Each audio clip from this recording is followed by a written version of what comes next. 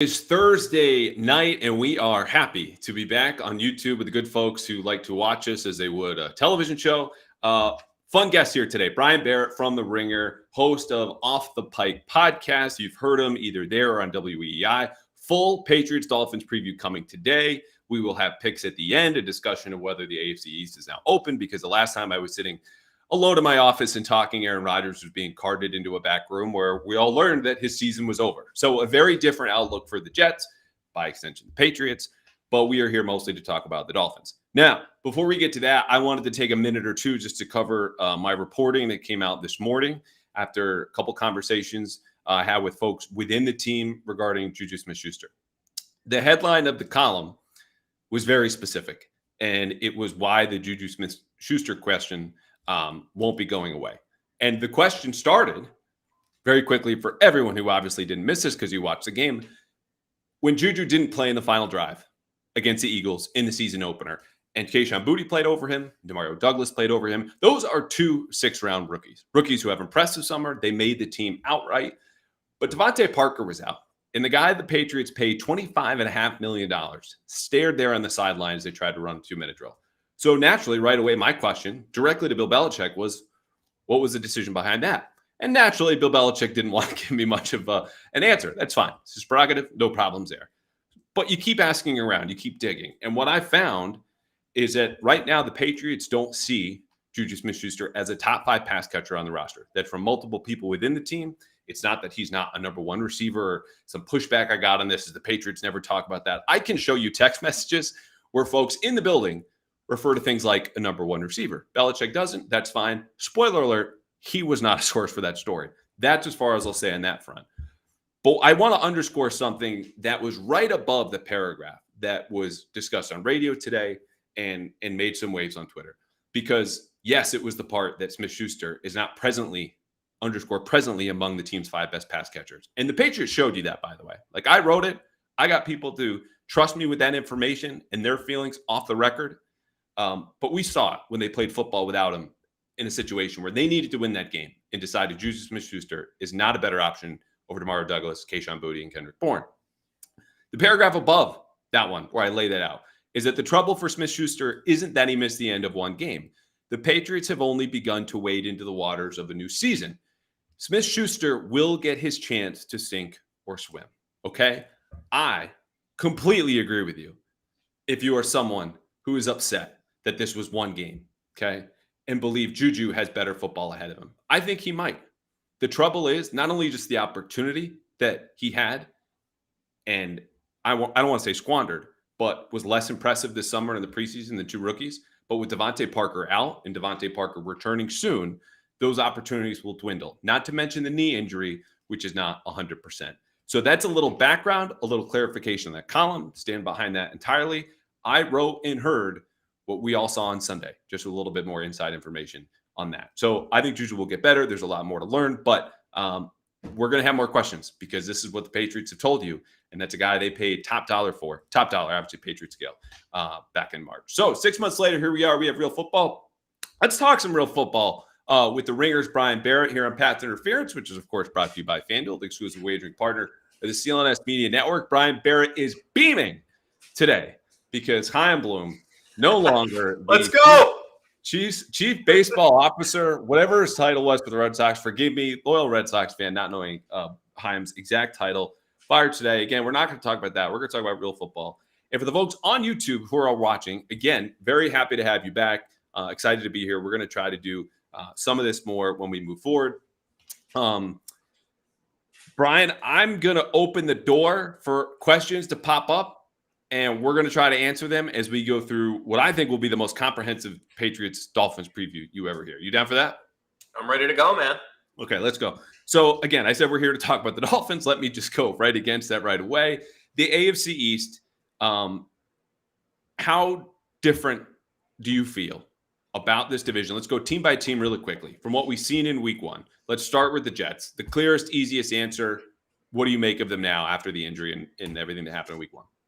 Well, I think it's crazy that they're sticking with Zach Wilson, right? I mean, you look at Zach Wilson last season, out of qualified quarterbacks, he was last in passer rating at 72.8.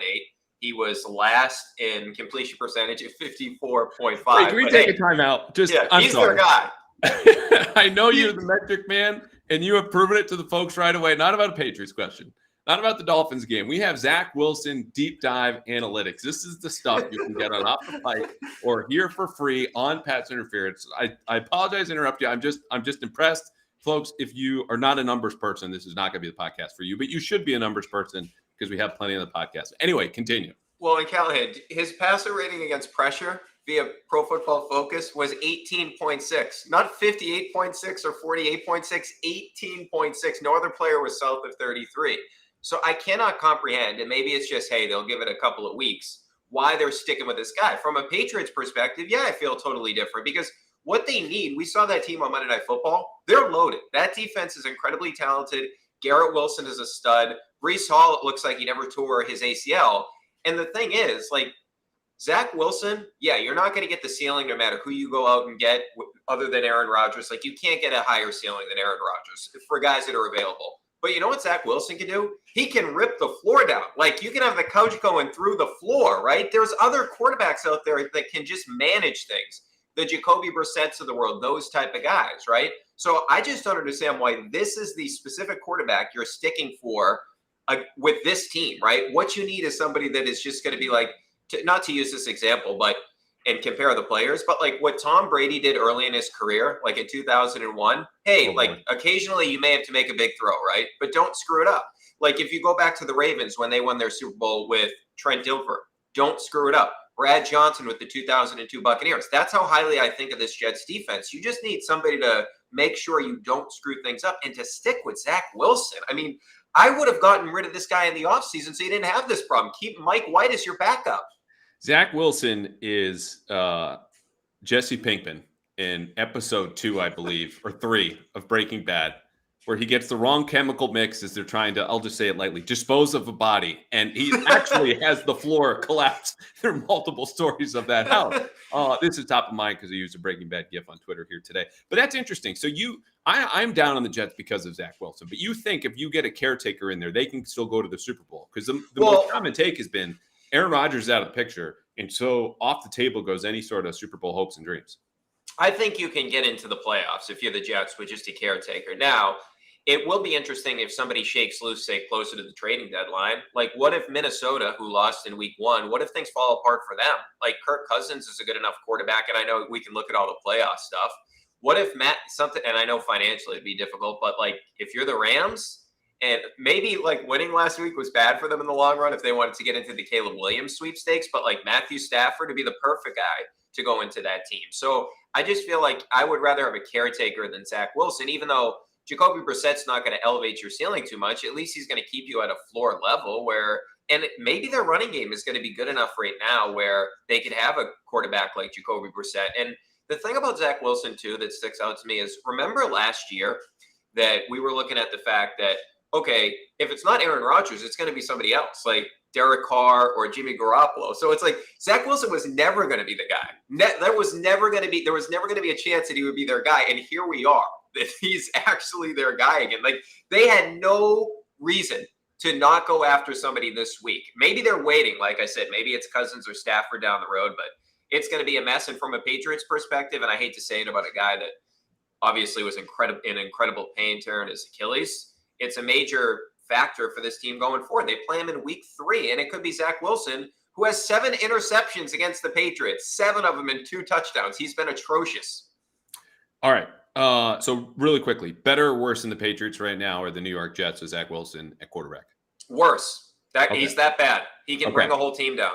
I agree with you. So the Patriots at least number 3 in the division. I think they're going to stay there. But the Bills, disappointing. Josh Allen is still just, I don't know, living his life the way that he wants to, which is to say wild and out of control and with his Superman cape on at all times.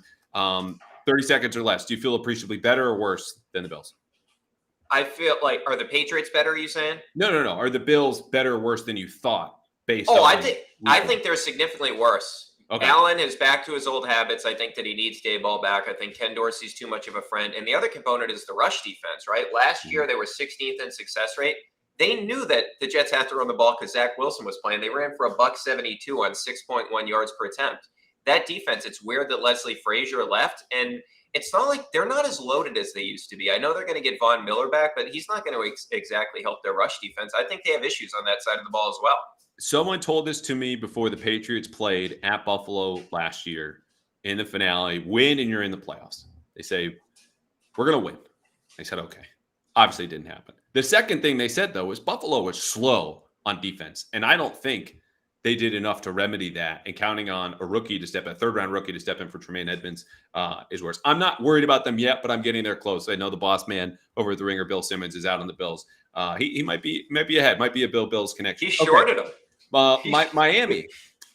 It's hard not to be higher on them. So I'm just going to ask, from what you expected before the season, has your mind changed at all based on what you saw in week one? And then we'll get much more into Miami here after what they did to the Chargers. Yeah, well, they made some adjustments, and I'm sure we'll get into that a little bit offensively. The one thing that stuck out to me, their offense is unbelievable. It looks like a video game right now. But that defense, their success rate was 66.7 against the rush. That's 20 percentage points worse than anybody else. And I don't think, and this is going to be a key in this game going forward, I don't think they're going to stop the run going forward. That defense is not incredibly talented. And Callahan, Vic Fangio, who is, everybody loves Vic Fangio. I just feel like going from the Flores-style defense to Vic Fangio-style defense in 1 year, one offseason, I don't think that's an easy thing for guys to do. I really don't. Yeah, it's not. It's different structurally. You have differences down in the techniques of it. The idea of staying in the same coverages but disguising them versus branching out, doing all these different concepts, which is more the Flores-Belichick way. It is very interesting. Okay, so as I recap that, Jets obviously down, way down. You have the Bills way down and the Dolphins up. So the Patriots slided third. So you feel like the division is more open for them in a real way, or just in kind of like a little bit default way?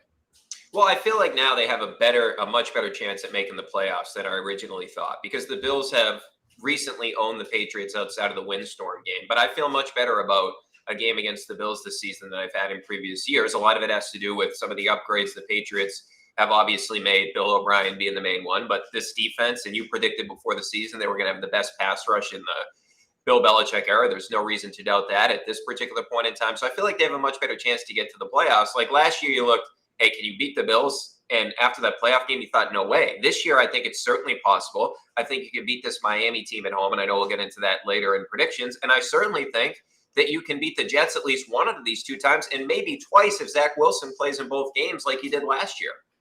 Yeah. All right. I put it this way on TV the other night. The door for the division, because I agree with you. Their chances of making the playoffs have gotten better. The most common likely route is going to be via the wild card. Yeah. Doors crack like that much. Again, we're on YouTube, so I get to show the folks. My hands are apart maybe like 3 inches. Now you can kind of get an arm in there. Like the door's still very much locked, but it's not dead bolted, and you kind of try to like jimmy it open. There's a lot of work to do. Like the door still wins at that point, but there's a sneaky chance, I think, for the Patriots to get in. Okay, Patriots-Dolphins Sunday night. The Dolphins 1-0, obviously clobbering and then surviving the Chargers in their own defense. Patriots lose 25-20 to the Eagles. And you look at this game, 30 seconds. This is a new segment I started with Doug about a month ago. Spit it out. What is this game about for the Patriots week 2 against Miami? This is about actually beating a good team, right? Because what we've seen is last week even, they outplayed the Eagles. They outgained them. They had more first downs than them. They had Jalen Hurts completely off.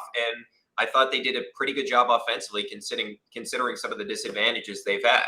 But what's the biggest win of the Mac Jones era? Is it the windstorm game against the Buffalo Bills, which we would find out that wasn't really a real game? It was kind of a fake game. Yeah, you take the win, but what we saw is you weren't on the same level as the Bills at that point. I do feel like it sort of changed the perception of who the Patriots are if they can win a game against a good team with a good quarterback, because the quarterbacks they beat last year, who was the best quarterback they beat, really? I mean, they lose to all the good ones, right? Cousins, Rodgers, Lamar, Tua, Allen twice, Burrow. They didn't beat any good quarterbacks last year.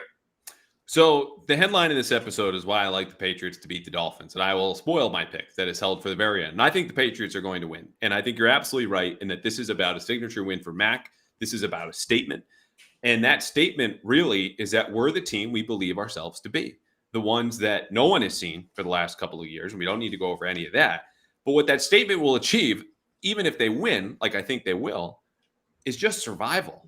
Like the stats you'll hear if they go to 0-2 are only 9.6% of teams that start 0-2 make the playoffs. I don't really care about that. The thing is, that means bad teams tend to start 0-2, and bad teams, as we know, don't make the playoffs. But this is a unique team. This is a 14 out of 32 playoff field. And the thing for the Patriots, of course, is that their schedule stinks. So this is survival, setting the course for your season until week 5 or 6 when your offensive line presumably is healthy.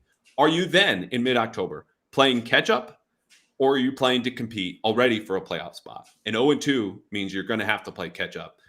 And 1-1 will mean, okay, we could get out ahead of this. We could have 2 divisional wins and be 2-1 after week 3, but that starts here with Miami. Okay, before we get to the Patriots have the ball, Dolphins have the ball, a 3-2-1 breakdown, 3 keys, 2 matchups, 1 wild card, and then game picks. I'm here to remind you that you can still get ready for the NFL season with incredible offers from FanDuel, America's #1 sportsbook, because right now new customers can bet $5. That's it. One bill, $5, and get $200 in bonus bets guaranteed. Plus, all customers who bet that $5 will get $100 off NFL Sunday Ticket on YouTube and YouTube TV. Now, I'm telling you, is the time to join FanDuel. The app is easy to use, and you can be on everything from spreads, player props, and more. Stuff we're going to talk about today. If you think this information is good, and presumably you do because you don't waste your own time listening to podcasts, you can bet on those player props at FanDuel. Visit FanDuel.com/Boston. This is the key. FanDuel.com/Boston and kick off the NFL season with an offer you don't want to miss. FanDuel, the official partner of the NFL. Okay, Patriots have the ball. They are right now 14th in DVOA, the Dolphins defense, after getting they didn't lay an egg. They dropped a deuce and then couldn't get out of the stadium fast enough with just more running down their legs. They are 31st, okay? The Patriots offensive line dealing with significant health issues today at practice. I did not see Trent Brown. I did not see Sidney Sal. Both of them are concussed, dealing with concussions in the protocol. That tells me they are not going to play on Sunday. I did, however, see David Andrews, center who has a hamstring injury. That is encouraging. David Andrews played last week. So the Patriots right now could have anywhere from 2 to 3, 4, depending on how you categorize Calvin Anderson, starters in the offensive line. Or they could have 0 because we're still waiting on Cole Strange. We're still waiting on Michael Onwenu. And you mentioned how bad that rush defense was for Miami. And this is where I want to start because I've said many times, running the football is about your offensive line and it's about the box count on the other side. The running backs get all the attention. That's not what makes this thing go. And so for the Patriots, if they can get healthy, that means Strange is back, Andrews plays, Onwenu's ready to go. You can run the ball against a defense that not only, as you said, 66% allowed success rate. I'll put it like this. They give up over 6 yards per carry to the Chargers. So I think it's significant when you look at that matchup that way. What do you think? Yeah, especially if Onwenu plays, right? Because he's been so good for this team basically since he's been drafted. It would be huge to get him back. The Trent Brown thing is kind of concerning. It's kind of weird to me that David Andrews has a hamstring injury. Usually those happen to like skilled players, not offensive linemen when we're talking about hamstrings, right? It's usually something else. But in terms of the offensive line in general, I think obviously the guards were not good last week, but Bill O'Brien did a good job sort of masking that by getting the ball out of Mac's hands quickly. I think they're going to be able to run on this team just because of who the Dolphins are right now. I don't think that defensive line is going to be able to give the Patriots much trouble. But if you look at Mac last week, 4th and time to throw. That's credit to Bill O'Brien, right? That's via Next Gen. And if you look at it, 55.2% of his dropbacks with less than 2.5 seconds. He completed 71.9% of his passes. So that's the thing that I'm looking at, Callahan, is will he continue to get the ball out quickly? When they kept him clean, Mac Jones completed 73.7% of his passes via Pro Football Focus. And here's the thing, and you and I talked about this on my pod, they actually had blitz beaters, right? When he was pressured, the numbers weren't good, but against the blitz, he was actually 7 of 10. And if you look at Mac last year against the blitz, he was 40th of 42 quarterbacks in terms of completion percentage at 53.9%. He was 39th in rating. So as concerning as some of the issues have been throughout the offseason in terms of the offensive line, I feel like I have to give Bill O'Brien, first of all, and secondarily Mac, a lot of credit for sort of game planning around the issue that we all know they clearly have. Like you could see at times, those guards were getting eaten alive. And look, a lot of people are going to get eaten alive by Jalen Carter, but that's going to be a problem until they get healthy. Yeah, it's a good point, and we might as well go right into pass protection because, like I said, it's difficult to project the running game. I mean, Zeke, Reminder Stevenson combined for fewer than 60 yards last week. Obviously, they're playing from behind. I think they only ran 22 times total, and that includes 2 scrambles for Mack, which averaged 7.5 yards per carry, which led the team. So I think we'll learn very early on because obviously on the other side of the line of scrimmage is a guy named Christian Wilkins who's really given them a ton of problems over the years. So even if healthy, it's not a guarantee they can move the ball. But I think there are going to be elements like you mentioned, getting the ball out quickly, trying to run, go at tempo, because this is a defense that, like Phillies, which is coordinated by a Vic Fangio disciple, and we'll get to Fangio in a second, loves to disguise. Like they almost lead the league annually, these coaches from that tree, in rotating from a 2-safety structure pre-snap to a single high safety post-snap. And so it inhibits you from running play action, because then you're looking at a different picture. The quarterback has to pat the ball, but also sometimes running the ball. Because at the pre-snap picture is very inviting. Hey, it's a light box. Come on in, grab a sandwich, run the ball. But single high with an 8th or sometimes 7th man in the box, a little less so. And those are the decisions Mac is making pre-snap. So, the offensive line, I'll just put it like this. I'll give you a guess for the folks who want to know. I only know that the Patriots are hopeful right now about Onwenu and Strange, who are still working into basically game shape. And again, folks on YouTube right now, watching this live, if you have questions, drop them in and we will get to them if we can. I would guess right now, optimist side, left tackle, Fedarian Lowe, left guard, Cole Strange. I'm going to say center, Jake Andrews, right guard, Mike Onwenu, and right tackle, Calvin Anderson. I think they're going to keep him there. Then the issue, obviously, is David Andrews. Let's say that's the line. It's banged up. What else can they take from that Philly game plan where you're down on the offensive line and you still need to have success against a Fangio-style defense? Man, it's troublesome hearing that about the offensive line. Hey, before I answer that, let me ask you a question. Like, what are your expectations for Cole Strange, considering that he was a first-round pick? It's not like he graded out well last year. Like, do you think he's going to be a guy that is going to be part of this line for the next 5 to 6 years? Like, is he a second contract guy? Because we haven't really seen that with this Patriots organization, because clearly they think a lot of the guy if they took him in the first round, despite Sean McVay laughing. But I kind of feel like they need him to be good, don't they? Yeah, they do need him to be good. I think they would love to extend him for the second contract, but it's too early to know that for me. I think it's the injury, it's the system last year, the actual coaching that he got. Like we talked about this with Mac. I think a lot of the same elements apply to Cole Strange, right? How does he deal with a real offensive coordinator? How does Cole Strange deal with Adrian Clem? You're in a coherent system. You're developing. You're making that year 2 leap, supposedly. Like he hasn't even gotten off the ground yet, let alone how high is he going to go because he hasn't played yet. So I think that would be great. But let me take one thing off the table before you get to your answer. The screens went for 3.3 yards per carry. They emptied the clip with screens, and they largely went nowhere. Take our reminder, Stevenson's 32-yarder in the fourth quarter. That, as I mentioned in the last episode, went to 1.4. So no screens. What else are you looking for? Well, the one thing that I would say that I give Bill O'Brien a lot of credit for, and I know I keep saying I give Bill O'Brien a lot of credit for, I think it's just the fact that there's a professional offensive coordinator again after what we dealt with last year is, and you were there during training camp where Kendrick Bourne, you were saying it, he came on late, and you came on my pod and predicted that Hunter Henry was going to have an outstanding season. So I actually like the fact that we went into the game having this in our head, that these have been the 2 best players during – and I know Devontae Parker had a good camp too, but obviously was out. Bill O'Brien did a really good job featuring those guys. Like Kendrick Bourne was the main target that Mac was looking for. He had the 6 receptions. And then the other guy that he was looking for, which was great to see, was Hunter Henry with the 5 receptions that he had. And these are 2 guys individually, Callahan, that have had really good chemistry and cohesion with Mac in the 2021 season.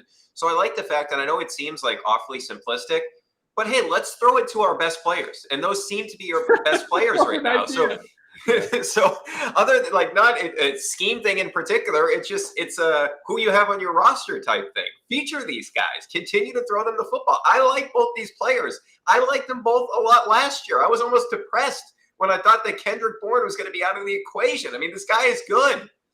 He is good. And on the note about featuring those 2, a lot of the damage they did was either up the seam where Kendrick scored both of his touchdowns or over the middle. And some concepts where they attacked Philly's linebackers, a little high-low action for Hunter Henry, who also caught the touchdown over safety and man coverage. I think he'll be able to do that this week against Miami.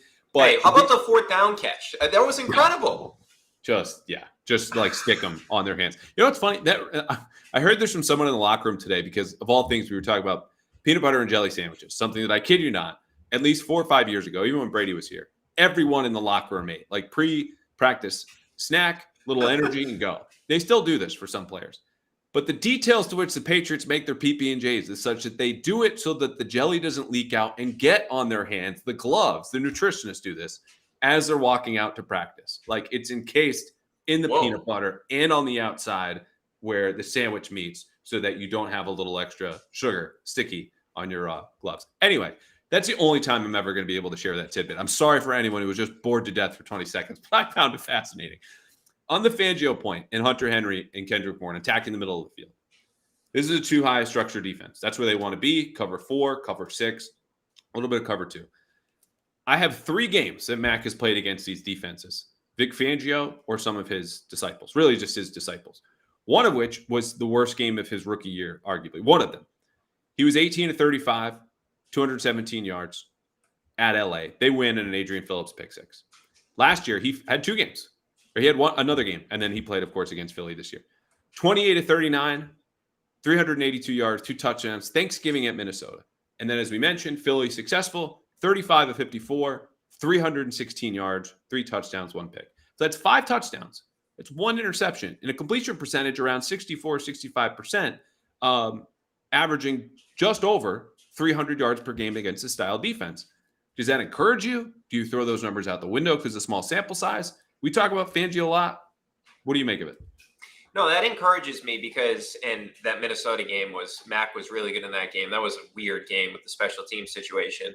But it feels like to me, and correct me if I'm wrong, Callahan, because you were breaking down the defense earlier, but essentially what they want to do is they don't want to give up chunk plays, right? They're daring you to try to beat them with paper cuts. And part of the reason you do that, take away the explosive plays, but secondarily, a lot of quarterbacks in the NFL are not willing to just take the easy throws, right? Like that's what made Brady, a lot of things made Brady so great, but like, look at Josh Allen, right? You play that type of defense against Josh Allen, he's going to throw you the football. And so you have to make an adjustment to that. And if you look at Mac, like how many times last week his completed air yards were like under 4 yards at one point during that game. So he is willing to do what the defense tells him to, right? Like he'll take the easy check down, he'll take the easy throw. So ordinarily, you would never want to build your team where you don't have an explosive element to your offense. And maybe the Patriots, that's an issue going forward this season. But I think for this specific matchup against this defensive coordinator, I actually think it could be helping Mac Jones. That this is actually like, oh, this is actually the perfect defense that Mac Jones would want to play against. So they're like, hey, Mac, you can have this easy little screen or you can have this easy 3-yard throw. Mac's like, oh, yeah, I'll do that. We just saw him do it last week, right? I mean, Herbert in that game last week, he had, I believe it was 8 completions behind the line of scrimmage, and he had 14 completions that were less than 5 yards. And Mac Jones will do that too. Like Herbert, there's this misconception. This guy's a check down artist. He doesn't take a lot of shots. He doesn't put the ball in harm's way a lot. I think Mac can eat against this defense just because it's going to be a situation where I think this is the way that the Patriots and Mac are going to want to play. I agree. And honestly, the other thing he doesn't do a whole lot, speaking about Fangio and this defense, and look, they can get pressure with Christian Wilkins and Jalen Phillips, who's going to be a real problem for Calvin Anderson or Vidarian Lowe, who I think are going to start at offensive tackle. But they don't blitz. And the numbers you read off for Mac against the blitz were very good against Philadelphia. But that is a new coordinator and a new system, against a team that really hasn't blitzed a whole lot, didn't do it last year. So I think he could see it coming until the one that got him for a sack late in the game. But over his career, Mac has not been good against the blitz because it speeds him up a little bit in the processing that he normally has and does so well within a clean pocket, gets a little haywire. And so I think that the fact that they're not going to blitz, you'll have easy access throws you were talking about. You sift out that disguise, I think they'll be fine. Let's skip the matchup. We're going to go quickly now. Our friends from AG1, new sponsor for the podcast. And on the other side, talk about when the Dolphins have the ball and how the hell the Patriots are going to deal with Tyreek Hill. Okay, so wait. Hey, guys, taking a quick break from the football to talk about a new Pats interference partner, AG1. It's a daily nutritional supplement for whole body health. I gave AG1 a try, frankly, because they gave me a call.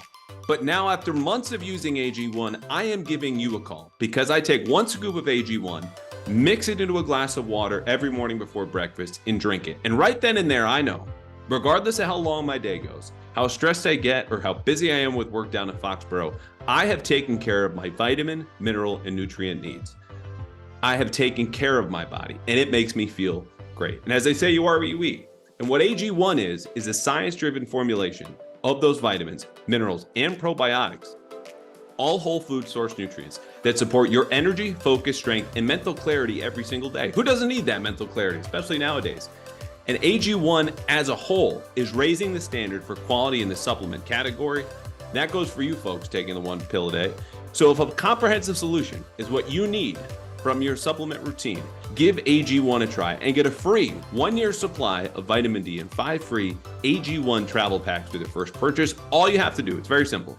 Go to drinkag1.com/Pats. That's drinkag1.com/PATS. drinkag1.com/Pats. Check it out.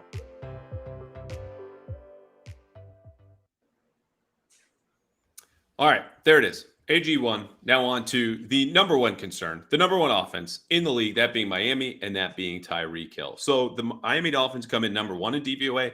The Patriots defense is 17th. And I just have to ask good friend Aaron Schatz, what the hell, man? This defense, he's got the right formula. DVOA is the stat to know, or EPA, you pick one. But I think we all know the Patriots defense is much better than that.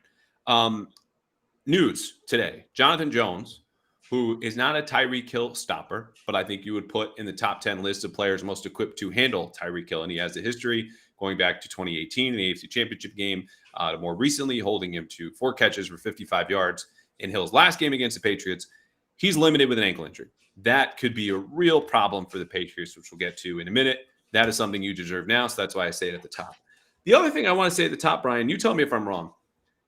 I feel like the national media is slobbering all over Mike McDaniel and Tua in Miami for what they did to the Chargers. Great game, 466 yards. Tua reminded everyone in this press conference this week. But we did this last year, right? Yeah, we did. I think the reason he's getting credit is because he made an adjustment, right? Where if you go back to that game, Tua against the Chargers last year, that was one of his worst games. And he was 1 of 6 in the middle of the field. And the Chargers said, hey, we're not going to let you throw there. Well, this year it changed. And he was 7 of 11 in the middle of the field. And it really does feel like they made one small adjustment, right? Instead of having Tyreek Hill motion across the field like a jet motion, he was basically lining up as an H-back. And they basically had him getting a running start. And so it was the Chargers that never really made an adjustment because you know what they did? They just had J.C. Jackson singled up against Tyreek Hill. What did you think was going to happen? So yes, that performance was very impressive. I'm not going to, and Tua made that one incredible throw down the sideline where he's climbing the pocket, which was a remarkable throw. But also the guy on the other side, Brandon Staley, I quite frankly don't know how he still has a job. Defense is supposed to be his thing, and he never made an adjustment in the game. J.C. Jackson's also coming off a knee injury. And by the way, did the Patriots dodge a bullet on that or what? I mean, I thought at the time they should keep him, but man, was I wrong about that. I'm glad you said that because we don't keep score enough on ourselves. I think as far as accountability, sign this, use this money that I'm not in charge of, or spend that cap space, and then it doesn't work out, or it does work out, and we're not one to say, hey, that would have been a really dumb idea. I would have been fired as GM Andrew or Brian a long time ago. It is a good adjustment. It's a great note by you. The middle of the field is where Tua lives best. He does have an arm in him. The Patriots this week have finally come around to praising him and saying positive things. Jonathan Jones, I just tossed it up to him Wednesday. I said, hey, we've asked you a million questions about Tyreek. What are we not asking you about that's important for this game? He said, Tua, I think, is underrated. They didn't do that last year. They haven't done it for 3 years. On Tua, I still see a quarterback, whether Tyreek Hill is making that short motion, which is, again, very smart design. I think it's a good thing the Patriots have seen it. It's someone who needs to stay on schedule. He can improvise. But J.C. Jackson is someone who's also noted, if he doesn't have his first read, he'll toss it up. And that can work when you have Tyreek Hill and Jalen Waddle, or the receivers did at Alabama. But when you look at his splits for his career, under 2.5 seconds when he's released the ball or after, the sack rate goes up, his interception rate goes up, the passer rating drops down to below 91. His completion percentage goes from just about 69% to 58%. And so I think this is true of most quarterbacks, maybe not all. But the deal for the Patriots, I think, is to disrupt him. Get that over 2.5 on average when he's getting rid of the ball. How do they do that here? Well, and to your point, if you go to that Chargers game, more than 2.5 seconds, he was 2 of 11, 18.2%. So in that game, in and of itself, he struggled. But I think the thing is, Callahan, I don't think he wasn't great I mean, last year he was good. His numbers are good against the blitz, worse against pressure. But from my perspective, I think that the Patriots just have to win up front, right? I mean, that's what they need to do. If you go back to some of the games that Tua had trouble against last year, it's when he had to hold on to the ball, those games against the 49ers and the Chargers. And it's not like he was doing it consistently, but it's, hey, can you take advantage of it when he's actually having to hold on to the ball? So that comes back to your point about Tyreek Hill, is if this was week 1 and they made that adjustment, it may be more difficult to sort of adjust to the adjustment. But now that they've seen it, I would expect that Bill has a plan for it, and Steve Belichick and Gerard Mayo, that they have some sort of plan for it where they can still take away the middle of the field and not give Tyreek Hill all these opportunities to get down the field and essentially ruin the game. And to their credit, Tyreek Hill was good against them in games last year, but he hasn't completely dominated them, which I think is a positive going forward for this Patriots team. Now, we'll see about the Jonathan Jones situation, but they are more equipped to handle it than they have been in years past, too, because I do think that they can get to Tua. I mean, this is not a great offensive line. I know it looks like they're going to get Armstead back for this game, but they did not grade out well last year. And one of the things that jumped out to me, man, was Barmore and Keon White. Like, these guys are adding to the pass rush. Barmore last year, he was in that game against the Dolphins in week 17, most pressures among any defensive tackle that week. And he's been trending in that direction. He was good, I thought, in that game on Sunday as well. He was good in week 18 last year. And then adding a guy like Keon White to the equation too, who was beating Lane Johnson. So I feel like if they take away the first read to what you originally said, and they can get to the quarterback, I think that isn't Isaiah Wynn playing guard for them? I know he graded out well last week. Robert Hunt did not grade out well. Like, Isaiah Wynn's in there. I mean, come on. This should be a big game for Bill. I mean, come on. It's Isaiah Wynn out there. Expose this guy. I love how we just swung from Mike McDaniel, just genius offensive coach, most explosive offensive league, to come on, Billy, you got this. Like, give me a break. To the point about the pass rush, I asked Lawrence Guy today basically this question: like, how do you get to or affect a quarterback who's going to get the ball out of his hands before you can even get close to him? He said, I got to get my hand up. And I think that's something sneaky to watch for, where you don't need to have a loss here. You know, a play of 0 yards is obviously a win for any defense, but especially a win against this type of offense. And so, to the point about pressure, like, yeah, Keon White beat Lane Johnson twice. Josh Uche went through him. Matt Judon, Barmore I had for 2 pressures. Their overall pressure rate was 40%. I think if they get to that number, per the charting I had, PFF had something different. It always does. That's a win. Like, that clearly happens. The trouble is just, how can you deny that first read? And I think what they need to do with Hill, and then I'll ask you what your plan is. Do you trust it even for Sunday? Because he had 8 for 94 in the opener last year. 4, as I mentioned, for 55, catching passes from Teddy Bridgewater and Skylar Thompson, is to be physical with him. Well, when he's making the short motion in the slot, then, you know, jogs outside the outside receiver and sprints upfield at the snap, you can't do that.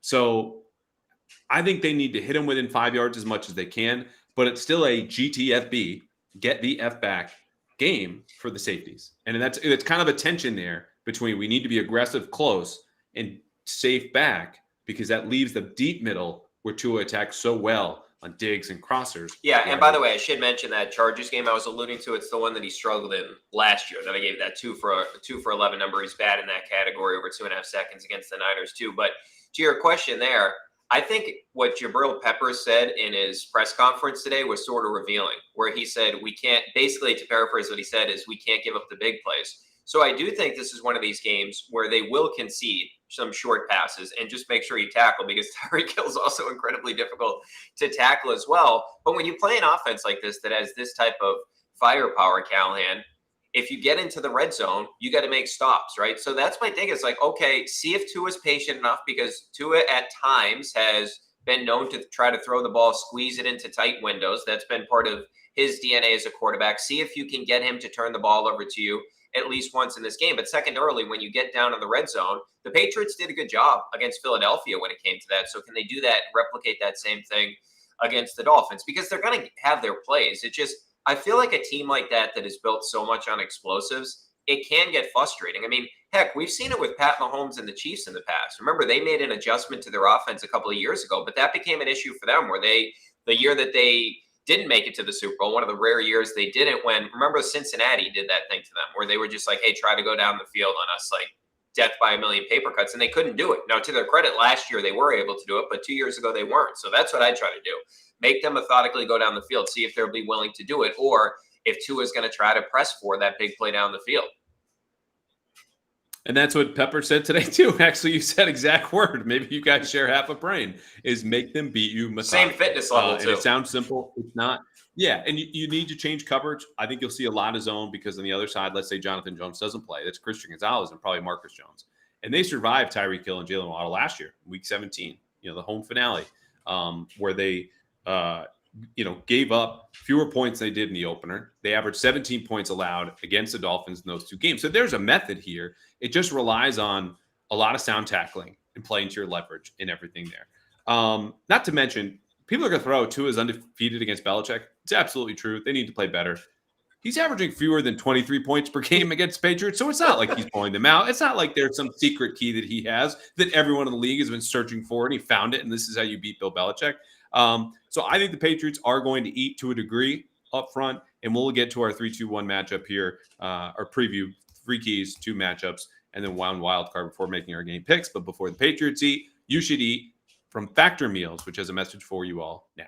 Guys, football season being underway means our busiest season is underway. School is back in session. You're going back to work. Some of us are going down to Gillette Stadium to hear Bill Belichick say nothing to your face. But either way, if you were looking for convenient, wholesome foods during your jam-packed day, look no further than Factor, America's #1 ready-to-eat meal kit, which can help you fuel up fast with chef-prepared, dietitian-approved, ready-to-eat meals, and they're delivered straight to your door. They're delivered straight to my door. My wife and I have them now just about once or twice a week because it saves time. We eat well and stay on track with our healthy lifestyles. And right now, you can choose from 34 weekly, flavor-packed, fresh, never-frozen meals, all ready to eat in 2 minutes. These are calorie-conscious, nutrient-rich. You can try any of them. Again, dietitian-approved.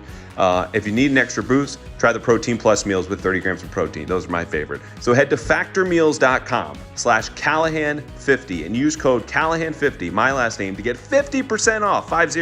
It's CALLAHAN50 for 50% off. That's code Callahan50 at factormeals.com/Callahan50 to get 50% off. All right, it is almost dinner time. And that might mean Factor tonight. I don't know. I have to go find out. But before we do that, 3-2-1. Again, this is going to be the format. Excuse me. This year, we did this last year. I think it encapsulates games very well. So everything we've talked about when the Patriots had the ball, looking at that offensive line. Defensively, is John Jones going to play? Is he not? What is your #1 key for this game for the Patriots to pull out a win? Well, obviously, it goes without saying, try to limit Tyreek Hill. But the other component to that, I would say, is don't forget about Jalen Waddle, because we saw the Patriots do a really good job against the Eagles' #2 receiver. I know Devontae Smith had a touchdown, but what did he average? 6.7 yards per reception. It was not good, so I thought they did a good job with him.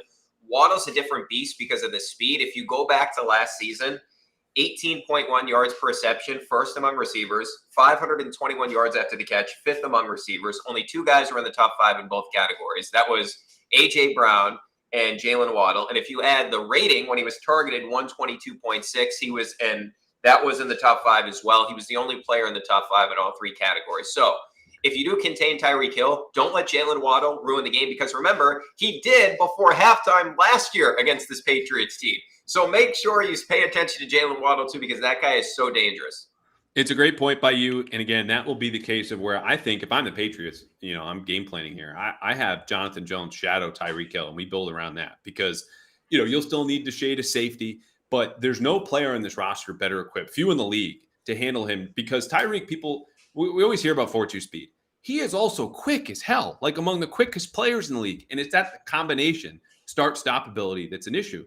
Well, Jonathan Jones also has that long speed and a fraction of that quickness, and enough to keep up with him, and someone who has faced Tyreek year after year after year. Also, by the way, shared a track meet with him, Georgia natives. John ran the hurdles, 200 for Tyreek, naturally won. So I just think if he can't go, you can help a little bit more on Jalen. It's a good point. Either way, with either of these guys, my #1 key, and we'll stay with the defense, minimize yards after catch. That's the game. That's what all of these Shanahan systems are built on. It's getting the ball out quickly, as we just talked about with Tua, getting it to a playmaker in space. It's Christian McCaffrey and Deebo Samuel in San Francisco. Here it's Hill and Waddle. You need to wrap up and use that leverage. And the Patriots were the top 5 tackling team, according to PFF, in week 1. They were the top 3 team in tackling the previous 2 years total. So I trust them to do this, but it's still September. Like they're still getting some seasoning here defensively in their calls, communication, and the tackling. You just, as soon as they get the ball, bring them down. No free, easy yardage is a big thing for me. Yeah, I'm certainly with that. Another key that I have is get Ramondre back on track, right? Because we know that this Dolphins defense, we talked about it earlier, Callahan, it's not good. Ramondre last year, we talked about Ramondre was making his own offense. He was minus 20 rush yards over expected. Only 6 running backs were worse. He was minus 1.81 rush yards over expected per attempt. That was the 3rd worst. Last season, he had 4 games where he was south of 4 yards per carry.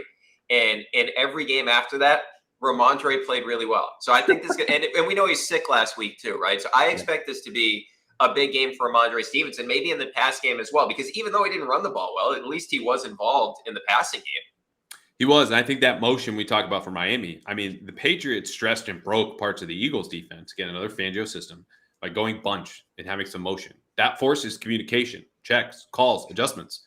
This is a new set of players and a new scheme for them handling that. And I think you put maybe Miranda in some bunches or in jet motion or orbit. We'll find out when we see them, obviously, on Sunday night. But I think that's a really good point because it also gets to a simple point of get your best players the ball. And obviously, he had 6 catches and most carries, and they tried. But I think more Ramondre is always a good thing. All right, 2 matchups that we're looking for. I'll start. I mentioned him already. Christian Wilkins, whether it's a limited David Andrews, he's been limited in 2 practices with a hamstring injury, or it's Jake Andrews, 4th-round rookie, or Cody Russie gets a call up from the practice squad. Like that defensive tackle over the center position, it's the quickest line to get to Mac, a straight line up the middle. We all know about pressure up the middle, no quarterback's friend. And I think that's something, too, where they want to run the ball. How much time do they have to spend double teaming Christian Wilkins before getting to the second level? Because these linebackers don't hit as hard as Landon Roberts did last year in this Flores system. But David Long can cover some ground. But if you get to him first, some of these double teams, and handle Wilkins, then you can really erase him and kind of spring these long runs.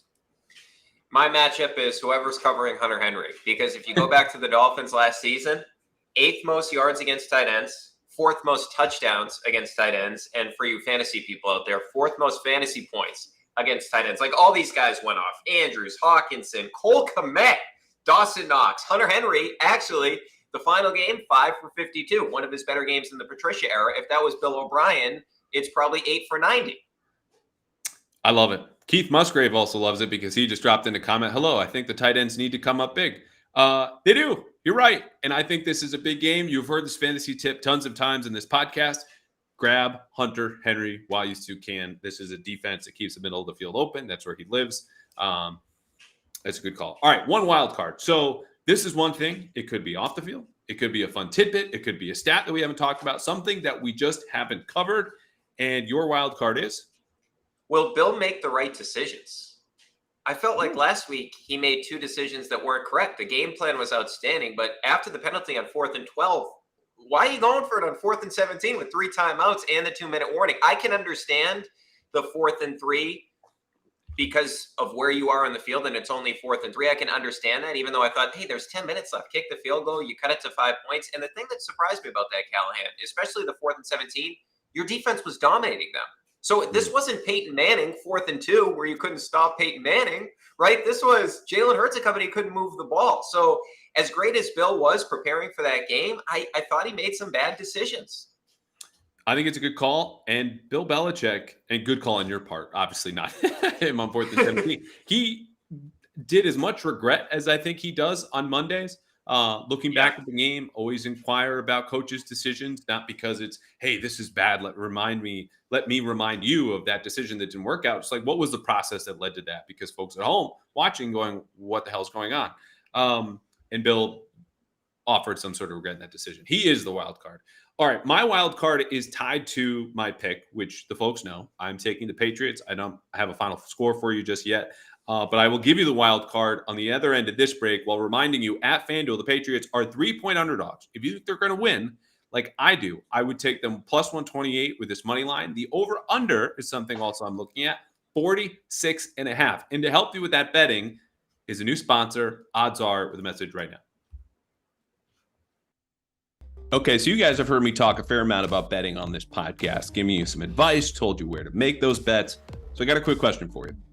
What if there was an app that used AI and machine learning to suggest smart sports bets? Well, good news, and you might have guessed it, there is. And that app is called Odds Are. It's the mobile app you need to know what bets of the day are the smart ones. So just download the app right now. I'm serious. And sign up for an account. And just let the latest data analysis guide you through today's point spreads, money lines, and over-unders. If you see green, that's a smart bet. If you see yellow, you're on your own. And if you see red, just don't do it. Move on to the next. Because Odds Are doesn't take your bets. It makes you better at making them. With Odds Are on your mobile phone, you're always a tap away from making a smart play every day. It's smart betting made simple. So find the Odds Are app in the App Store or on Google Play and get a 2-week free trial. It's just $10 a month after that, because the casinos and sportsbooks want you to bet, but Odds Are wants you to win. Go get it. Pat's Interference listeners actually get a special deal too. You get your first 30 days of the app free, totally free, if you go to Odds Are, that's ODDS, the letter R.com/Pats to download the app. That's oddsr.com/PATS for 30 days of smarter betting. Free! I'd call that a winning bet. All right, right there. As I said, Odds Are helping you bet. I don't know what this is on Odds Are, but I'm going to take this because I believe in this. And I still believe in this Patriots team. Some of you heard me say Mac was the Antichrist on the last episode I did, reviewing his performance under pressure versus in the pressure moments. He was bad in the pressure moments. He said as much.